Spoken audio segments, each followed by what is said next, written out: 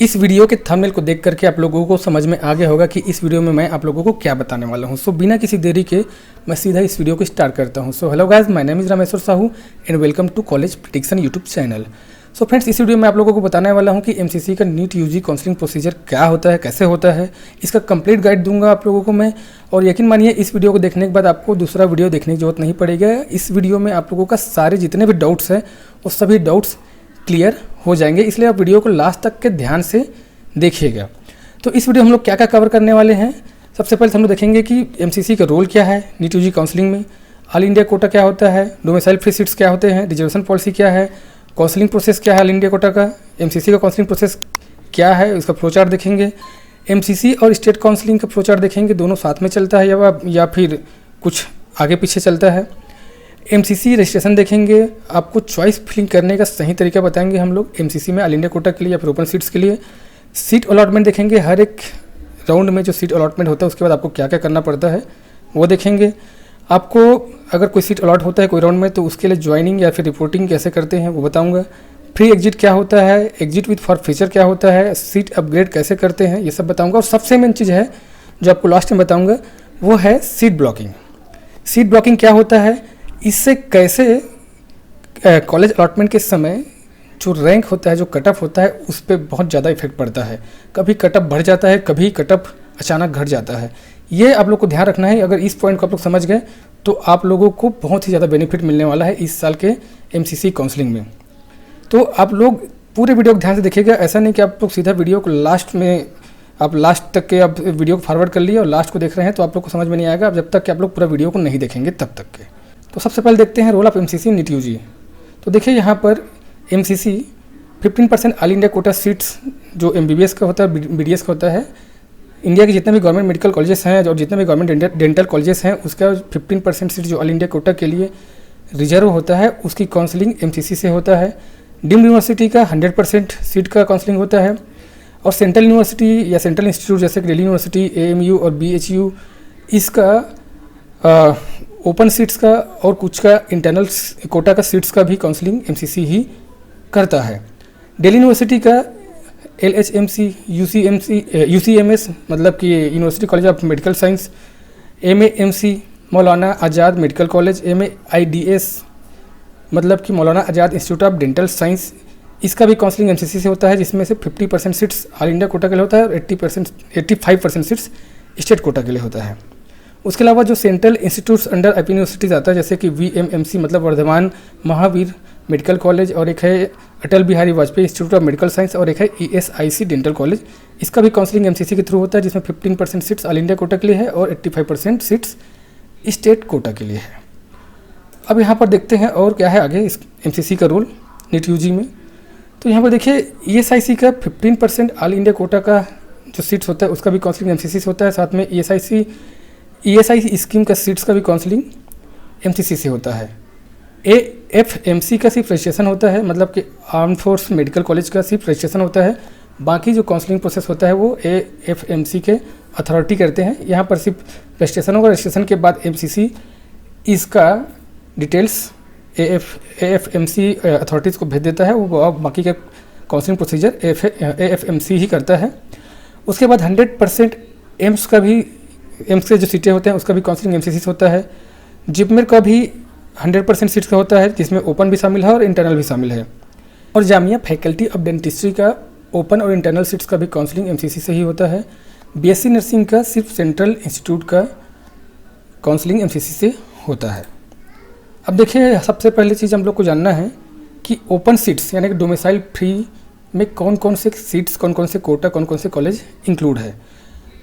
Open seats यानी कि या फिर डोमिसाइल फ्री सीट्स क्या होता है, अगर आप कोई एक स्टेट से हैं पर्टिकुलर, मान लीजिए आप छत्तीसगढ़ से हैं, लेकिन आपको छत्तीसगढ़ के बाहर के स्टेट में एमबीबीएस में या फिर बीडीएस में एडमिशन लेना है, तो उसके लिए जो सीट होता है वो सीट होता है ओपन सीट्स, और यानी ओपन सीट्स या डोमिसाइल फ्री सीट्स होता है।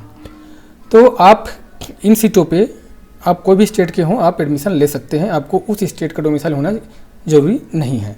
तो देखिए यहाँ पर 15% ऑल इंडिया कोटा सीट्स का होता है, एमबीबीएस और बीडीएस का, मतलब जितने भी गवर्नमेंट मेडिकल कॉलेज है इंडिया में उसका 15% जो ऑल इंडिया कोटा के सीट के लिए रिजर्व होता है, उस पर कोई भी स्टेट के स्टूडेंट्स एडमिशन ले सकते हैं, काउंसलिंग में पार्टिसिपेट कर सकते हैं।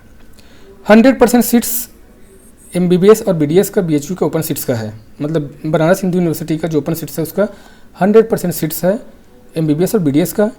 एम्स का जितने भी ओपन सीट्स है, मतलब एम्स का जितने भी सीट्स हैं उसका 100% सीट्स जितना भी इंडिया में है उसका सभी का काउंसलिंग MCC से होता है और सभी में कोई भी डोमिसाइल के स्टूडेंट्स अप्लाई कर सकते हैं और एडमिशन ले सकते हैं। जिपमेर है, जिपमेर का जो ओपन सीट्स है, जिपमेर पंडुचेरी और कराईकल का, जैसे लास्ट ईयर ये 179 सीट्स था, इसका जो ओपन सीट्स है ये डोमिसाइल फ्री है, मतलब इसमें कोई भी स्टेट के बच्चे यहाँ पर एडमिशन ले सकते हैं। अलीगढ़ मुस्लिम यूनिवर्सिटी का भी ओपन सीट्स में कोई भी स्टेट के डोमिसाइल के स्टूडेंट्स एडमिशन ले सकते हैं, लेकिन यहाँ पर रिजर्वेशन अप्लाई नहीं होता PWD को छोड़ करके। अब देखिए यहाँ पर दिल्ली यूनिवर्सिटी का है, यहाँ पर 4 कॉलेजेस हैं, LHMC, UCMS और MAMC और MEDS। इसमें दिल्ली यूनिवर्सिटी में 50% जो सीट है वो ऑल इंडिया कोटा के लिए, 85% सीट्स है वो स्टेट कोटा के लिए है। ये जो 50% सीट्स ऑल इंडिया कोटा के लिए है इसमें कोई भी स्टेट के बच्चे अप्लाई कर सकते हैं, लेकिन जो 85% सीट्स है स्टेट कोटा के लिए उसमें वही बच्चे अप्लाई कर सकते हैं जो 11वीं और 12वीं मतलब 11th और 12th दिल्ली NCT से पढ़े हैं।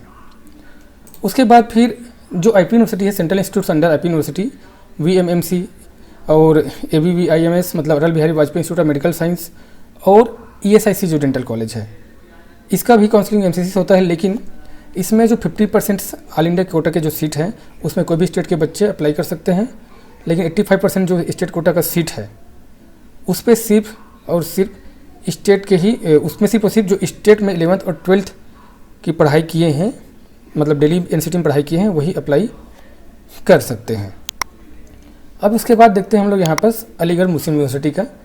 इसमें अलीगढ़ मुस्लिम यूनिवर्सिटी का ओपन सीट्स और NRI सीट्स ये डोमिसाइल फ्री सीट्स है, मतलब कोई भी स्टेट के बच्चे यहाँ पर अप्लाई कर सकते हैं, लेकिन जो इंटरनल सीट्स है उसको अलीगढ़ मुस्लिम यूनिवर्सिटी का जो इंटरनल सीट में एडमिशन के लिए जो टर्म्स एंड कंडीशन है, जो उसका रूल्स है, उसको पूरा करने वाले स्टूडेंट ही एडमिशन ले सकते हैं। उसके अलावा देखिए यहाँ पर जामिया की जो ओपन सीट्स हैं उसमें भी कोई भी स्टेट के बच्चे एडमिशन ले सकते हैं, बट उसमें रिजर्वेशन पॉलिसी लागू नहीं होता है।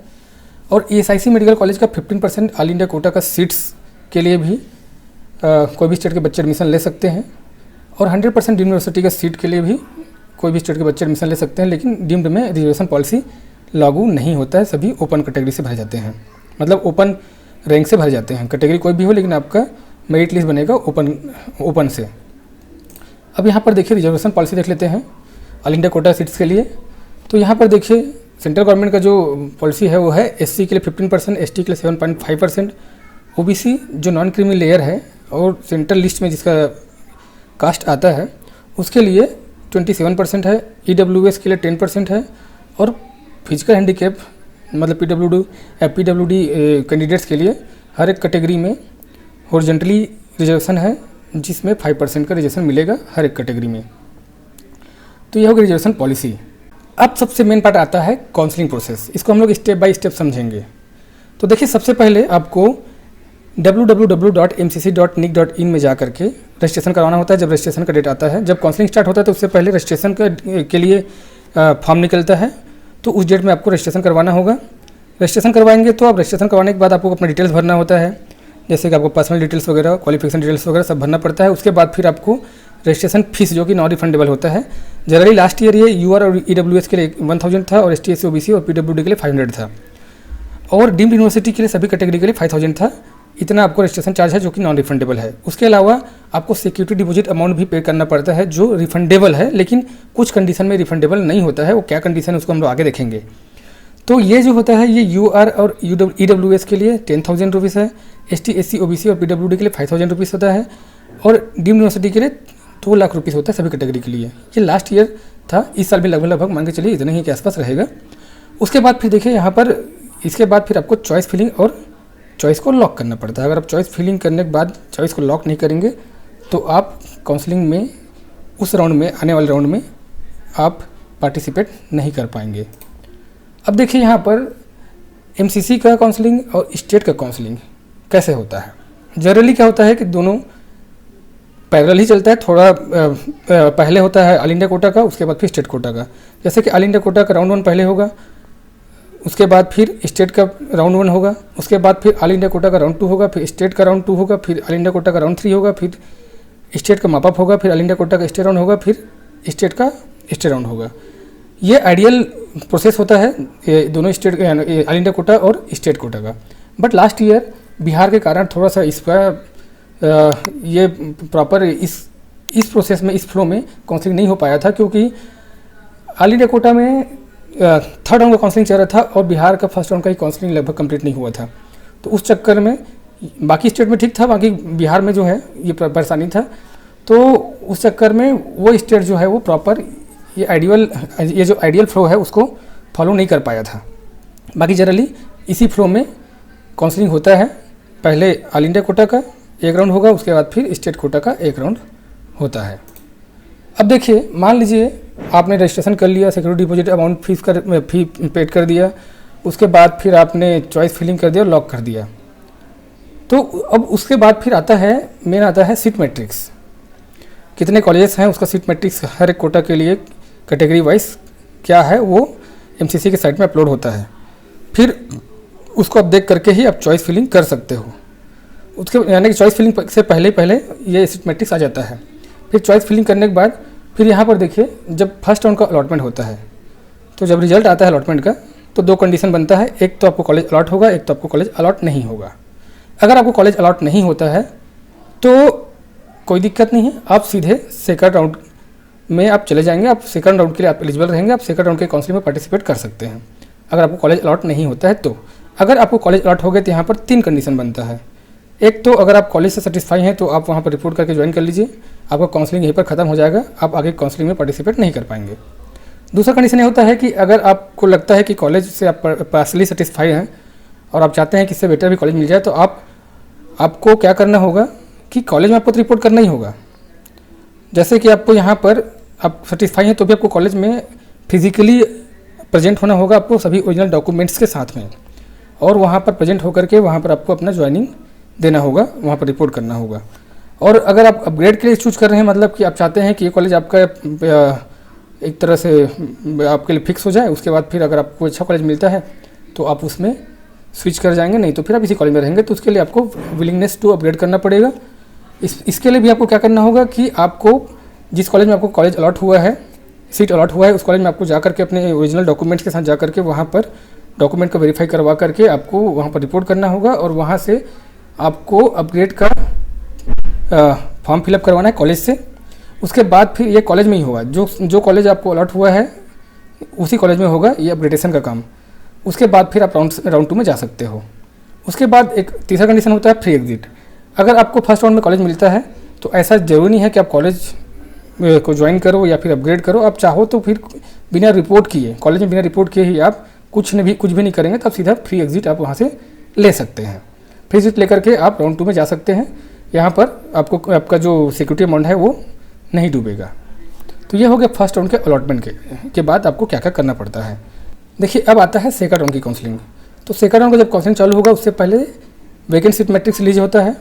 उस सीट मैट्रिक्स को आप देख सकते हैं कि कौन कौन से कॉलेज में कौन कौन से कैटेगरी में कितना सीट खाली है। उसके बाद आपको जब रजिस्ट्रेशन करेंगे तो रजिस्ट्रेशन के लिए क्या होगा कि जो कैंडिडेट को फर्स्ट राउंड में कोई भी सीट अलॉट नहीं हुआ है उसको दोबारा रजिस्ट्रेशन करने की ज़रूरत नहीं पड़ता है, और जो कैंडिडेट को फर्स्ट राउंड में सीट अलॉट हुआ है लेकिन वो कॉलेज में रिपोर्ट नहीं किया है उसको भी दोबारा रजिस्ट्रेशन करने की ज़रूरत नहीं पड़ता है। जो कैंडिडेट को फर्स्ट राउंड में सीट अलॉट हुआ है और वो अपग्रेड किया है उसको भी दोबारा रजिस्ट्रेशन करने की ज़रूरत नहीं पड़ता है।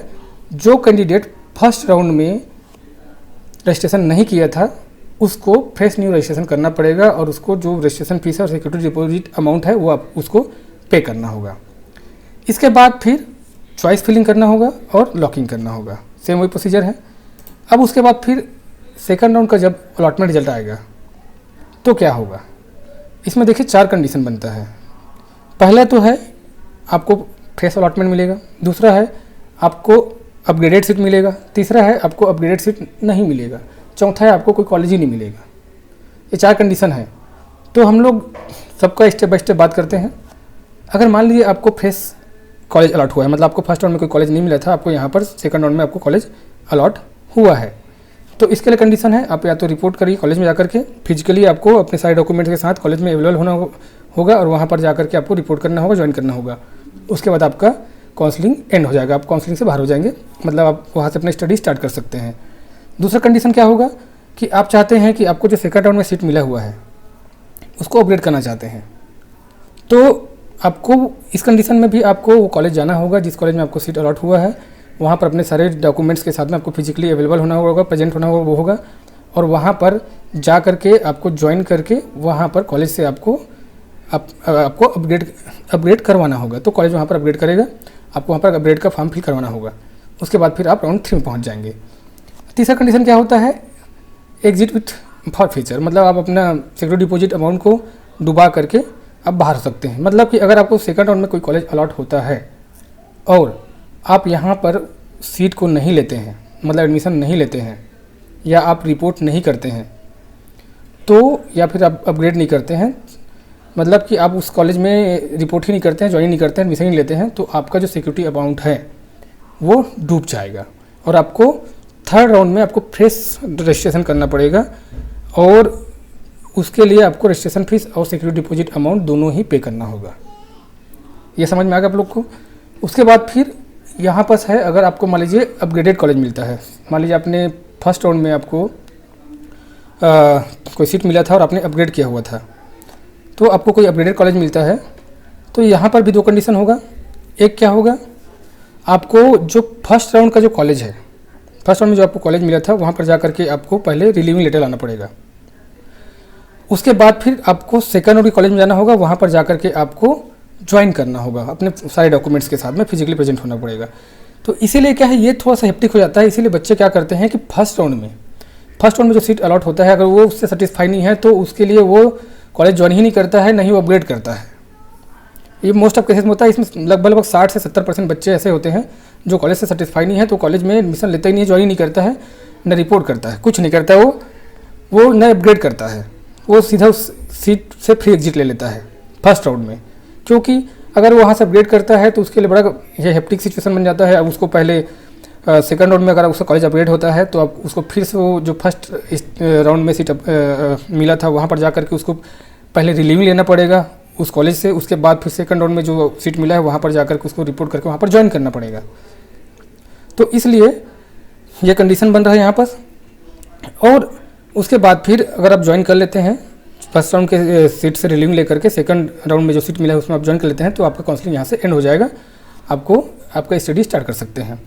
उसके बाद फिर आप एग्जिट विथ फॉरफीचर कर सकते हैं, अपने जो सिक्योरिटी अमाउंट है उसको डुबा करके आप बाहर हो सकते हैं। मतलब आपको अगर सेकंड राउंड में कोई कॉलेज मिलता है तो अगर आप उस कॉलेज को नहीं लेते हैं या फिर रिपोर्ट नहीं करते हैं, ज्वाइन नहीं करते हैं, तो आपका सिक्योरिटी डिपॉजिट अमाउंट जो है वो डूब जाएगा और आपको थर्ड राउंड में फ्रेश न्यू रजिस्ट्रेशन करना होगा।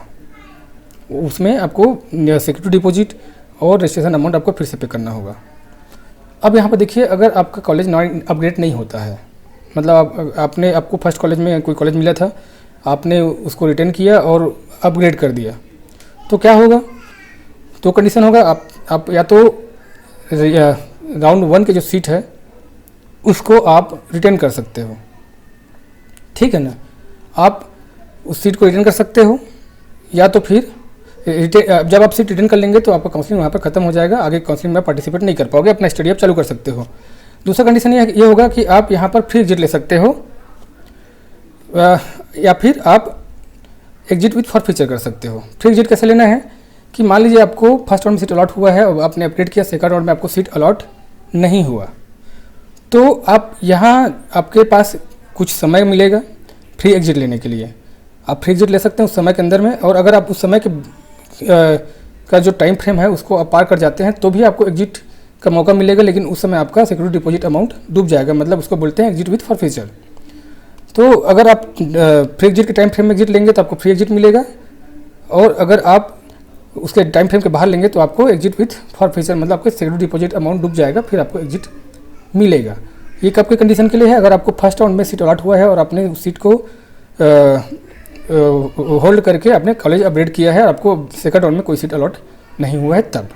उसके बाद फिर आपको यहाँ पर थर्ड राउंड में आपको फिर से फ्रेश रजिस्ट्रेशन करना पड़ेगा, अगर आप फ्री एग्जिट लेते हैं तो भी, या फिर आप एग्जिट विथ फॉरफेचर करते हैं तो भी आपको थर्ड राउंड में आपको फ्रेश रजिस्ट्रेशन करना पड़ेगा और आपको सिक्योरिटी डिपॉजिट अमाउंट और रजिस्ट्रेशन अमाउंट फिर से आपको पे करना होगा। यहाँ पर देखिए एक चीज़ और है, अगर आपका कॉलेज अपग्रेड होता है तो अगर आपका कॉलेज अपग्रेड होता है तो आपको यहाँ पास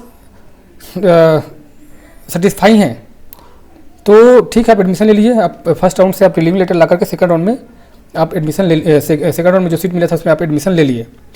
लेकिन आप सेकंड राउंड के भी सीट से सेटिस्फाई नहीं है, आप चाहते हैं कि आप एक बार और अपग्रेड करें तो आप वो भी कर सकते हैं। आपको फर्स्ट राउंड के कॉलेज से आपको रिलीविंग लेना होगा, उसके बाद सेकंड राउंड में आपको ज्वाइन करना होगा सेकंड राउंड वाले कॉलेज में, उसके बाद फिर वहाँ से अपग्रेड कराना होगा। फिर जब थर्ड राउंड में आपको कोई कॉलेज अपग्रेड होगा तो फिर से आपको ये करना होगा कि सेकंड राउंड में जो आपको सीट यहाँ पर मिला हुआ था वहाँ से आपको रिलीविंग लेना पड़ेगा, फिर थर्ड राउंड में जा करके एडमिशन लेना होगा, जो कि बहुत ज़्यादा हेक्टिक हो जाता है। अब उसके बाद फिर यहाँ पर देखिए एक और है, अगर आपको कॉलेज अलॉट नहीं होता है तो आप सीधे डायरेक्टली थर्ड राउंड में जा सकते हो। यहाँ पर आपको कुछ करने की जरूरत नहीं है, आपको कॉलेज अलॉट नहीं हुआ, डायरेक्ट थर्ड राउंड में आप पार्टिसिपेट कर सकते हो। अब देखिए थर्ड राउंड का जब काउंसलिंग स्टार्ट होता है उससे पहले MCC vacant seat matrix release करता है। उसके बाद फिर आप उस मैट्रिक्स को देख करके आप चॉइस फिलिंग कर सकते हो। यहाँ पर देखिए उस थर्ड राउंड में भी रजिस्ट्रेशन होता है, बट जो फर्स्ट राउंड या सेकंड राउंड में जो बच्चे रजिस्ट्रेशन कर चुके हैं और जिनको कॉलेज अलॉट नहीं हुआ है, वो बच्चे जो फर्स्ट राउंड या सेकंड राउंड में रजिस्ट्रेशन करवाए हैं लेकिन उनको कोई भी राउंड में कॉलेज अलॉट नहीं हुआ है, सीट अलॉट नहीं हुआ है, उनको दोबारा रजिस्ट्रेशन करने की ज़रूरत नहीं पड़ेगा। और जिन बच्चे को और जो कैंडिडेट फर्स्ट या सेकंड राउंड में अभी तक किसी भी राउंड में रजिस्ट्रेशन नहीं करवाया है उनको फ्रेश न्यू रजिस्ट्रेशन करवाना होगा और उसको रजिस्ट्रेशन फीस और सिक्योरिटी डिपॉजिट अमाउंट पे करना होगा। और जो बच्चे को फर्स्ट या सेकंड राउंड में कॉलेज मिला था और उन्होंने वहाँ पर ज्वाइन नहीं किया या फिर रिपोर्ट नहीं किया और या फिर उसने ज्वाइन करने के बाद सीट से रिजाइन दे दिया, उनको यहाँ पर नया रजिस्ट्रेशन फॉर्म भरने की ज़रूरत नहीं है, नया रजिस्ट्रेशन करने की ज़रूरत नहीं है। उनको सिर्फ चॉइस फिलिंग करना पड़ेगा और पेमेंट करना पड़ेगा सिक्योरिटी डिपॉजिट अमाउंट और रजिस्ट्रेशन अमाउंट का। तो यहाँ पर देखिए यहाँ पर कि जो फर्स्ट राउंड और सेकंड राउंड में जो बच्चे रजिस्ट्रेशन किए हैं, दोनों में से कोई भी राउंड में, फर्स्ट राउंड में हो या सेकंड राउंड में हो, वो रजिस्ट्रेशन करवा चुके हैं लेकिन उनको सीट नहीं मिला है तो उनको यहाँ पर रजिस्ट्रेशन करने की ज़रूरत नहीं है दोबारा। और जिनको जो फर्स्ट या सेकंड राउंड में जिनको जो रजिस्ट्रेशन करवाए थे बट उनको सीट मिला था लेकिन वो सीट से रिजाइन कर दिए या तो फिर वहाँ पर वो ज्वाइन नहीं किए, तो उनको रजिस्ट्रेशन करने की जरूरत नहीं है। उनको सिर्फ और सिर्फ फीस का पेमेंट, जो रजिस्ट्रेशन फीस और आपका सिक्योरिटी डिपॉजिट का अमाउंट है वो पे करना पड़ता है। उसके अलावा देखिए यहाँ पर अगर कोई बच्चा फर्स्ट राउंड या सेकंड राउंड दोनों में ही रजिस्ट्रेशन नहीं करवाया है, वो फ्रेश न्यू रजिस्ट्रेशन कर सकता है। उसको सिक्योरिटी डिपॉजिट अमाउंट और रजिस्ट्रेशन अमाउंट पे करना होगा। रजिस्ट्रेशन के बाद फ्रेश चॉइस फिलिंग होगा और उसका लॉकिंग होगा। अब यहाँ पर देखिए जब राउंड 3 का सीट अलॉटमेंट रिजल्ट आएगा तो क्या होगा, तो यहाँ पर भी 4 कंडीशन होगा। अगर फ्रेश सीट अलॉट होता है तब आपको वहाँ पर कॉलेज में रिपोर्ट करना होगा, ज्वाइन करना होगा और काउंसलिंग आपका एंड हो जाएगा। आप वहाँ पर से स्टडी स्टार्ट कर सकते हैं। या तो फिर दूसरा है कि अगर आपको अलॉट हुआ, आप उसमें आप एडमिशन नहीं लेना चाहते हैं तो आपको कॉलेज ज्वाइन करने की जरूरत नहीं है, आपको एग्जिट विथ फॉरफीचर करना पड़ेगा। मतलब आप कॉलेज ज्वाइन नहीं करेंगे तो आप वहाँ पर आपका जो सिक्योरिटी डिपॉजिट का अमाउंट है वो डूब जाएगा, जिसको बोलते हैं एग्जिट विथ फॉरफीचर, और आपका काउंसलिंग एंड हो जाएगा। आप आगे की काउंसलिंग में पार्टिसिपेट नहीं कर पाएंगे। अब दूसरा कंडीशन ये होता है कि अगर आपका कॉलेज अपग्रेड हुआ है, मान लीजिए आप सेकंड राउंड से आए हैं, अपग्रेड हुआ है, या फर्स्ट राउंड से आप आए हैं, आपको सेकंड राउंड में आपको कोई दूसरा कॉलेज नहीं मिला लेकिन थर्ड राउंड में आपको मिल गया, तो वो भी अपग्रेड है। तो यहाँ पर क्या करना होगा कि आपको जो पहले राउंड में जो आपको कॉलेज मिला था, जो लास्ट वाला कॉलेज मिला था, मान लीजिए आपको सेकंड राउंड में यहाँ पर कॉलेज मिला था, आप सेकंड राउंड से अपग्रेड किए हैं थर्ड राउंड में, तो आपको सेकंड राउंड में जो कॉलेज मिला था, जो सीट मिला था, वहाँ से आपको रिलीविंग लेटर लेना पड़ेगा और थर्ड राउंड में जो सीट मिला है वहाँ पर आपको जा करके ज्वाइन करना पड़ेगा। और मान लीजिए आपको फर्स्ट राउंड में कॉलेज मिला था और सेकंड राउंड में आपको कोई अपग्रेड में कॉलेज नहीं मिल पाया, लेकिन थर्ड राउंड में आपको यहाँ पर अपग्रेड में कॉलेज मिल गया। तो देखिए थर्ड राउंड में, सेकंड राउंड में अगर आपको कोई कॉलेज नहीं मिलता है, आपने फर्स्ट राउंड में अपग्रेड किया है, मान लीजिए आपने फर्स्ट राउंड में अपग्रेड किया है और सेकंड राउंड में आपको कोई कॉलेज नहीं मिलता है, तो थर्ड राउंड में आपको चॉइस फिलिंग और लॉकिंग करना जरूरी है। अगर आप चॉइस फिलिंग लॉकिंग नहीं करेंगे तो आप थर्ड राउंड में अपग्रेड के लिए पार्टिसिपेट नहीं कर पाएंगे। अगर आप थर्ड राउंड में चॉइस फिलिंग और लॉकिंग करेंगे तो ये माना जाएगा कि आपने अपने सीट को अपग्रेड किया हुआ है थर्ड राउंड के लिए, ये आपको ध्यान रखना है। तो यहाँ पर कि आपने जो पहले आपको जहाँ सीट मिला था वहाँ से आपको रिलीविंग लेना होगा और रिलीविंग लेने के बाद फिर आपको यहाँ पास जहाँ पर अभी थर्ड राउंड में आपको सीट मिला हुआ है वहाँ पास आपको ज्वाइन करना होगा और आपका काउंसलिंग यहाँ से एंड हो जाएगा। दूसरा कंडीशन ये है कि आप एग्जिट विद फॉरफीचर कर सकते हो। अगर मान लीजिए आपको थर्ड राउंड में कोई सीट मिला हुआ है, अपग्रेड से भी मिला हुआ है, तो आप क्या कर सकते हैं, अपना सिक्योरिटी डिपॉजिट अमाउंट आपका जो है उसको डुबा करके आप वहाँ से एग्जिट कर सकते हैं। आपको फिर आगे का जो काउंसलिंग प्रोसेस है उसमें से आप बाहर हो जाएंगे। उसके बाद फिर एक और है अगला कंडीशन, अगर आपको कॉलेज अपग्रेड नहीं होता है तो आपको जो पहले का राउंड का आपको जो सीट अलॉट हुआ है, जैसे यहाँ पर सेकंड राउंड में आपको सीट अलॉट हुआ है राउंड 2 में, उसको आप रिटेन कर सकते हो और उसके बाद आपका काउंसलिंग ख़त्म हो जाएगा। लेकिन याद रखिए आप लोग, अगर आपका सीट इस राउंड में अपग्रेड हो गया है तो आप पहले के राउंड के सीट के लिए क्लेम नहीं कर पाओगे। अगर आपका फर्स्ट राउंड में कोई सीट अलॉट हुआ है, आपने अपग्रेड करके सेकंड राउंड में गया, आपको सेकंड राउंड में कोई कॉलेज अपग्रेड हो गया तो आपको फर्स्ट राउंड की सीट के लिए आप क्लेम नहीं कर सकते। फिर सेकंड राउंड के सीट मिलने के बाद आप थर्ड राउंड में अपग्रेड के लिए अप्लाई करते हैं, तो थर्ड राउंड में अगर आपको कोई नया कॉलेज मिलता है तो आप सेकंड राउंड के सीट के लिए या फर्स्ट राउंड के सीट के लिए आप क्लेम नहीं कर पाओगे। आपको जो राउंड में अभी करेंट राउंड में मिला है जो सीट, आपको उसी सीट में ही आपको एडमिशन लेना होगा। तो वही है, अगर आपको कॉलेज अपग्रेड नहीं होता है तो आप सेकंड राउंड की सीट को रिटेन कर सकते हैं, आपका काउंसलिंग वहाँ पर एंड हो जाएगा। और अगर आपका कॉलेज अपग्रेड नहीं हुआ तो आप एग्जिट विद फॉरफीचर कर सकते हो, मतलब कि आप काउंसलिंग से एग्जिट ले सकते हो। आपका जो सिक्योरिटी डिपॉजिट अमाउंट है वो आपका डूब जाएगा, लेकिन इन सब के लिए आपका एक टाइम फ्रेम होता है, उसी टाइम फ्रेम में ही आपको एग्जिट विद फॉरफीचर करना है। जितना भी एग्जिट विद फॉरफीचर और क्या बोलते हैं आपका फ्री एग्जिट है, उसका एक टाइम फ्रेम होता है, उस टाइम फ्रेम के अंदर ही आपको एग्जिट लेना है। तो सही टाइम फ्रेम में अगर आप एग्जिट लेंगे तो आप अपने स्टेट का जो काउंसलिंग होता है उस काउंसलिंग में अगर आपको कोई सीट अलॉट होता है तो वहाँ पर जा कर के आप एडमिशन ले पाएँ, रिपोर्ट कर पाएँ। तो टाइम फ्रेम को बहुत ध्यान रखिएगा, टाइम फ्रेम बहुत इंपॉर्टेंट है, एक अपडेट बहुत इंपॉर्टेंट है एमसीसी का। आप लोग चिंता मत करिए, सारे अपडेट्स मैं आप लोगों को बताऊँगा, टाइम टू टाइम बताऊँगा। अगर आप लोगों को फिर भी काउंसलिंग करने में कोई दिक्कत आता है किसी प्रकार का तो आप मुझसे कांटेक्ट कर सकते हैं। मैं अपना कांटेक्ट नंबर वीडियो को डिस्क्रिप्शन में दे दूँगा, वहाँ से आप मुझे कांटेक्ट कर सकते हैं, आप मुझसे पर्सनल काउंसलिंग करा सकते हैं। चौथा कंडीशन क्या है कि अगर आपको कॉलेज अलॉट नहीं होता है तो आप स्टे राउंड में चले जाएंगे। तो यहाँ पर देखिए, अगर आपको कॉलेज अलॉट होता है, चाहे आपको फ्रेश कॉलेज अलॉट हो या फिर अपग्रेडेड से अलॉट हो, या फिर आपको पहले या दूसरे राउंड में कॉलेज अलॉट हुआ है और यहाँ पर आपने अपग्रेड करके थर्ड राउंड में आया है और यहाँ पर आपको कोई कॉलेज अलॉट नहीं हुआ है, तब भी आपको जो सीटें हैं उसमें आपको एडमिशन लेना पड़ेगा। अगर आप एडमिशन नहीं लेते हैं तो भी आप काउंसलिंग से बाहर हो जाएंगे, और अगर आप एडमिशन लेते हैं तो भी आप काउंसलिंग से बाहर हो जाएंगे। सिर्फ एक ही कंडीशन में काउंसलिंग बने रहेंगे, अगर आपको कोई कॉलेज अभी तक अलॉट नहीं हुआ है तभी आप स्टे राउंड के काउंसलिंग में आप बने रहेंगे। अब यहाँ पर देखते हैं stay vacancy round. Stay vacancy round में क्या होता है कि स्टार्ट होने से पहले वैकेंट सीट का मैट्रिक्स रिलीज किया जाता है, फिर इसके लिए रजिस्ट्रेशन होता है। मैंने आपको बता दिया कि इसमें फ्रेश न्यू रजिस्ट्रेशन होता है, और वो कैंडिडेट जिनको फर्स्ट राउंड या सेकंड राउंड या थर्ड राउंड में कोई सीट मिल चुका है और उसमें एडमिशन नहीं लिए हैं या फिर वहाँ से वो रिजाइन दे दिए हैं, तो वो बच्चे पार्टिसिपेट नहीं कर पाएंगे।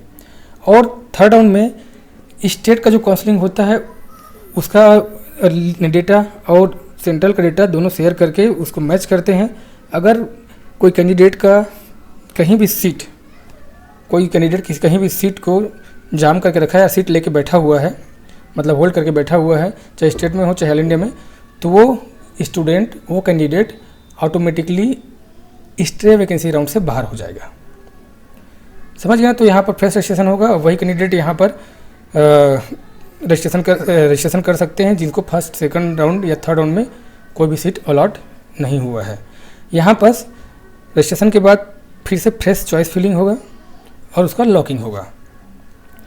लॉकिंग के बाद देखिए यहाँ पर स्टे राउंड में क्या होगा, जो भी कोई सीट आपको मिलता है, अगर आपको कोई सीट मिलता है, कोई कॉलेज मिलता है, तो आपको वहाँ पर आपको एडमिशन लेना ही होगा। अगर आप एडमिशन नहीं लेंगे तो आपका सिक्योरिटी डिपॉजिट अमाउंट तो डूबेगा ही डूबेगा, साथ में आपको अगले 1 साल के लिए नीट के एग्जामिनेशन से आपको बाहर कर दिया जाएगा। आप मतलब 1 साल आप नीट के एग्ज़ाम में पार्टिसिपेट नहीं कर पाएंगे। तो ये चीज़ आपको ध्यान रखना है।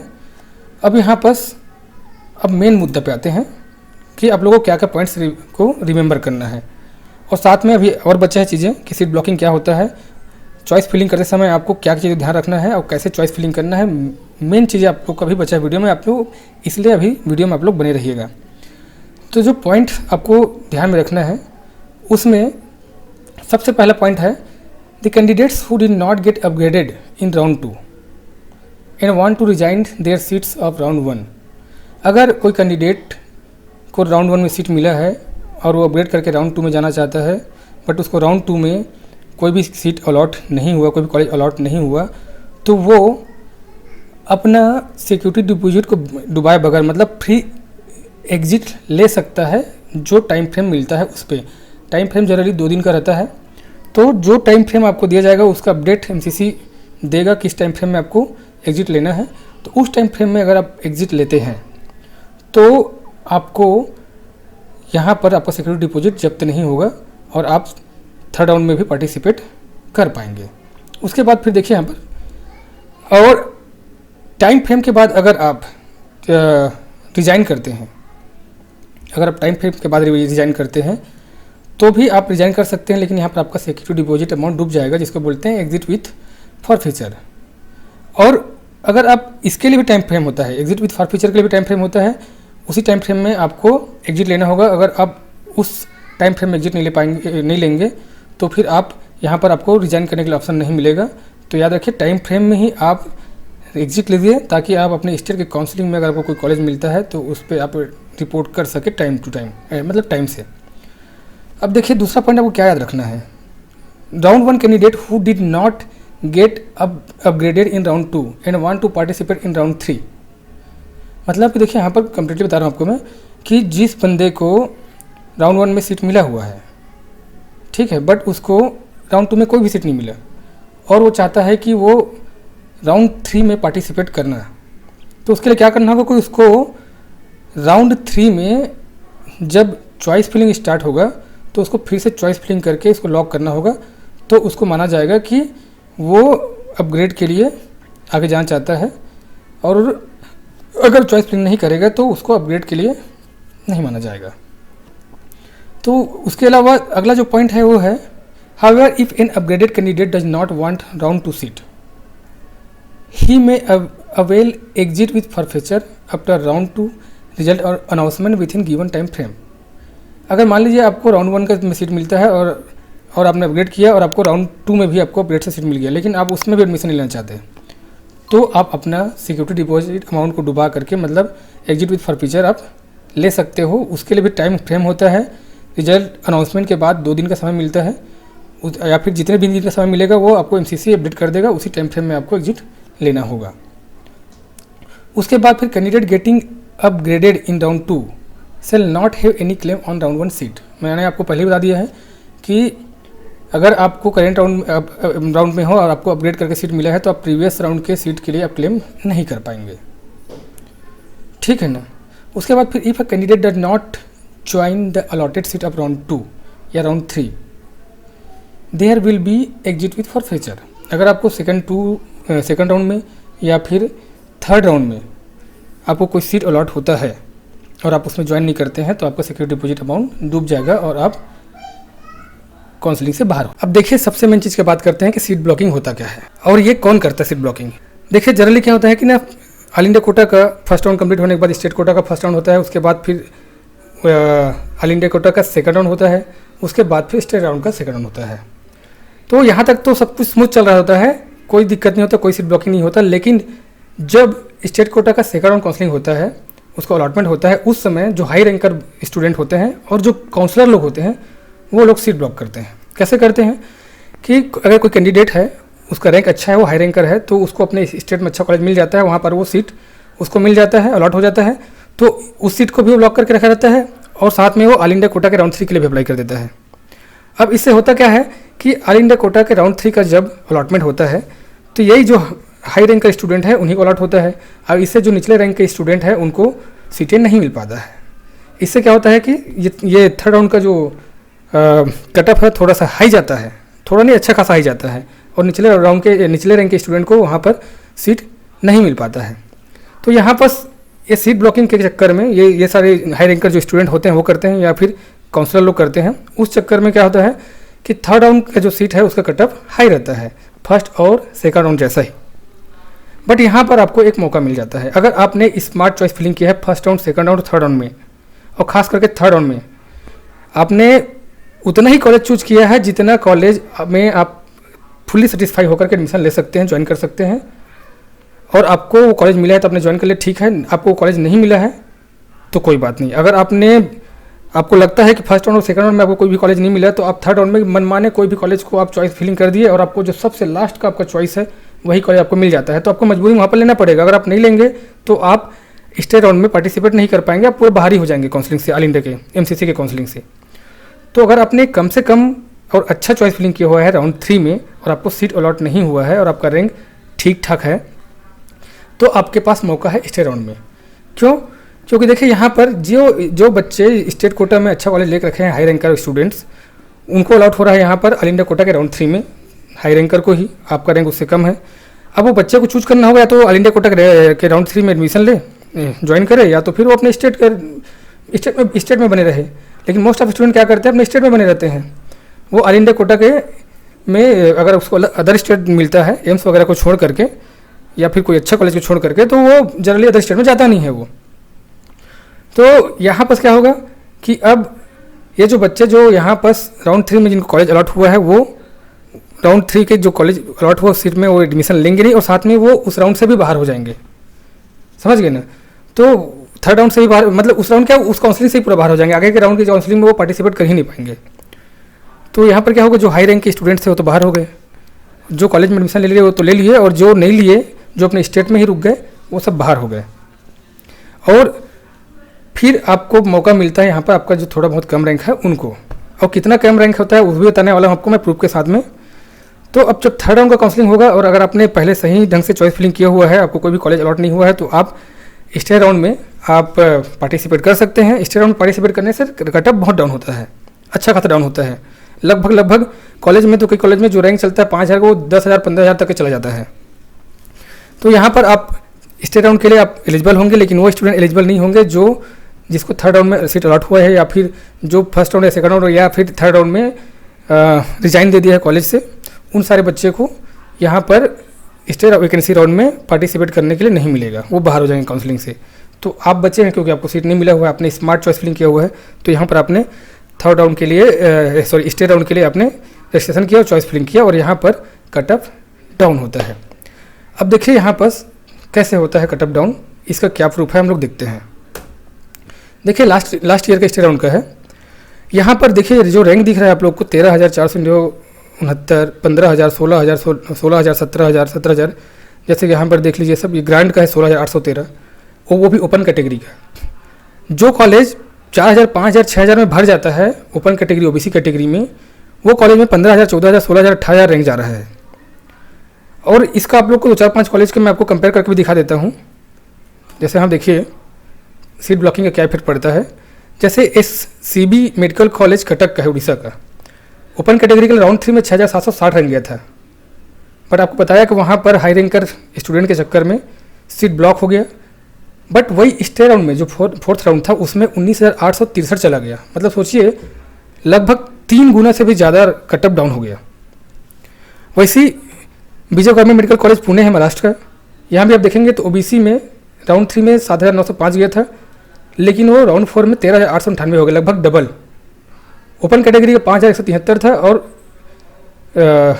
राउंड 3 में, और स्टेट राउंड में 9,800 हो गया, मतलब कि ये 2 गुना ज़्यादा बढ़ गया, मतलब दो गुना ज़्यादा कटअप डाउन हो गया। वैसे Chhattisgarh institute of medical science Bilaspur Chhattisgarh का, जिसको सिम्स बोलते हैं, इसमें आप देखेंगे तो EWS का राउंड 3 में 16,000 था, स्टेट राउंड में फोर्थ राउंड में स्टेट वैकेंसी राउंड में 23,600 हो गया। OBC का 15,880 था, ये 23,000 हो गया। ओपन का 14,800 था, वो ये 22,600 हो गया। ST में कोई सीट नहीं था, लेकिन कोई बच्चे का यहाँ पर सीट खाली हो गया, मतलब कि थर्ड राउंड में वो अपग्रेड करके रखा रहा होगा सेकंड राउंड में, और उसको थर्ड राउंड में कोई अपग्रेडेशन नहीं मिला होगा, तो वो सीट को छोड़ दिया होगा, तो सीट खाली हो गया होगा, तो यहाँ पर ST के लिए भी सीट मिल गया, मतलब थर्ड राउंड में वो सीट ब्लॉक करके रखा था, वो थर्ड राउंड में उसको मिल गया। वैसे यहाँ पर Chhindwara institute of medical science है, छिंदवाड़ा मध्य प्रदेश का, यहाँ भी EWS के लिए सीट खाली था, इसी आपको बताया मैं कि ये सेकंड राउंड में सीट को अपग्रेड किया होगा, थर्ड राउंड में मिला नहीं होगा, तो वो छोड़ के चला गया होगा, तो यहाँ पर ये सीट खाली हो गया। तो ये EWS के लिए 24,879 रैंक तक चला गया। ओबीसी का 16,000 था वो 23,000 चला गया। ओपन का 15,800 था वो 23,000 चला गया। वैसे एससी में भी वैसी सीट नहीं था, वो उसमें सीट आ गया। वैसे देखिए यहाँ पर इतना बड़ा कॉलेज है ग्रांड मेडिकल कॉलेज मुंबई का, इसमें ईडब्ल्यूएस के राउंड 3 में कितना था 9,078 और ये 18,000 हो गया स्टेप 4 में, स्टेट राउंड में 4 राउंड में। ओबीसी के लिए 7,000 था वो 15,000 हो गया स्टेट वैकेंसी राउंड में, राउंड 4 में। ओपन के लिए 5,258 था वो 9,127 हो गया। और स्टेप 5 स्टेट राउंड जो स्पेशल स्टेट राउंड होता है 5th राउंड, उसमें 16,813 चला गया। तो देख रहे हैं आप लोग सीट ब्लॉकिंग से कितना कट ऑफ 3rd राउंड में हाई रहता है और अचानक 4th राउंड में मतलब स्टेट राउंड में कट ऑफ कितना डाउन हो जाता है। ये चीज़ें आप लोग को समझना है, चॉइस फिलिंग करते समय ध्यान देना है। और इसका बहुत सारे फंडा है कैसे हाई रैंक का लोग और काउंसलर लोग सीट ब्लॉक करते हैं। अगर फिर भी आप लोगों को काउंसलिंग से रिलेटेड कोई परेशानी होता है, कोई दिक्कत होता है, आपको कुछ चीज़ समझ में नहीं आता है, तो आप हमसे पर्सनल काउंसलिंग करा सकते हैं। मैं अपना नंबर, कॉन्टैक्ट नंबर वीडियो को डिस्क्रिप्शन दे दूँगा, आप वहाँ से जाकर के मुझे कॉन्टैक्ट कर सकते हो। तो ठीक है फ्रेंड्स, इतना ही था इस वीडियो में। अगर आप लोगों को वीडियो अच्छा लगा होगा तो वीडियो को लाइक करके, चैनल को सब्सक्राइब करके बेल आइकन को प्रेस करना मत भूलिएगा। मिलते हैं आपसे एक नए वीडियो साथ में, तब तक के लिए बाय बाय।